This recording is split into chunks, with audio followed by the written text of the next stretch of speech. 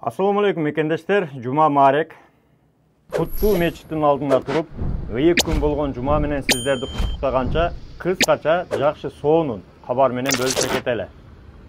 Кыргыздардын айкөлдүгүнөн айланса болот. Москвада ата мекендик согушта Берлин чабуулунда катышкан 98 жаштагы ардагер ветеранды кыргыз курьер куткарып калды.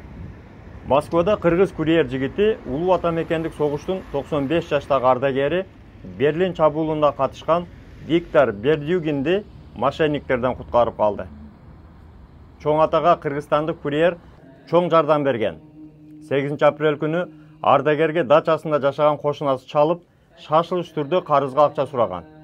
Ал канча экенин дароо айткан жок, колунда болгонун баарын берүүнү талап кылды. Карыянын 100 000 рубль акчасы болгон. Ал акча менен жардам берүүнү чечкен. Чалган адам акча үчүн курьер жөнөтүүнү убада кылган. Бир аз убакыт өткөндөн кийин Бердюгинге кыргыз курьери келди. Ардагерден акча алып жатканда ал жигит заказды берген Геннадийди тааныйсызбы деп ардагерден сурады. Бердюгин жок, тааныбайм деп жооп берди. Кыргыз жигит дароо эле аксакалга акчаны кайтарып берип, эч кимге акча бербеңиз деп суранды. Ардагер полицияга арыз жазып, учурда полиция мошенниктерди издөдө. Кыргыз курьерине класс басып, жакшы сөздөр менен колдоп кеттиңиз туугандар.